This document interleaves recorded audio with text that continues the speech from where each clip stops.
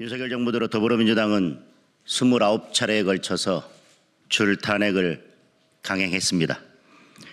탄핵 사유는 민주당 돈봉투 사건을 수사했다는 이유부터 이재명 대표를 째려봤다는 이유까지 하나같이 허접하기 짝이 없는 것들이었습니다.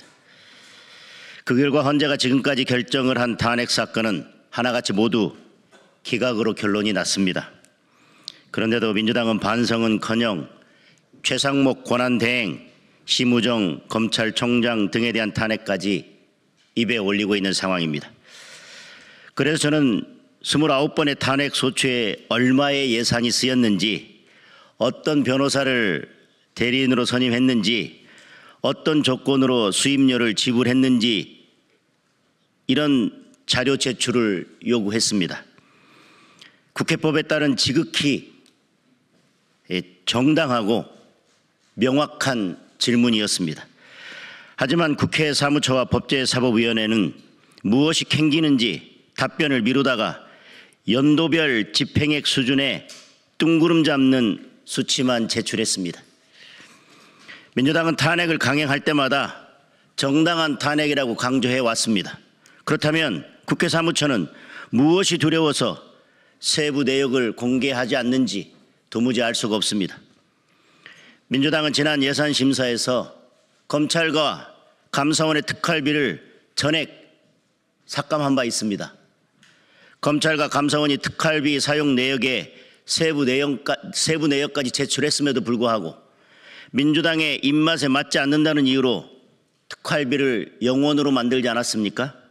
그런데 왜 민주당 출신의 의장과 사무총장이 있는 국회 사무처는 소추 대리인 선임 비용 내역을 제출하지 않는 것입니까? 지난주 제출된 자료를 보면 윤석열 정부 출범 이후 국회가 탄핵 심판에 사용한 예산은 총 4억 6천만 원이나 됩니다.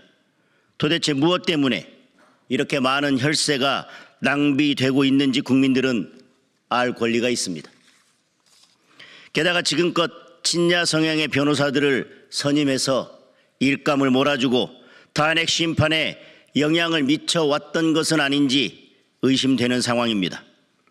일례로 윤석열 대통령 탄핵 심판의 국회 측 변호인단에는 정계선 헌법재판관 남편이 사실상 대표 변호사로 있는 공감 소속 김희수 변호사가 포함되어 있어서 탄핵 심판 왜곡에 대한 우려가 제기되고 있습니다.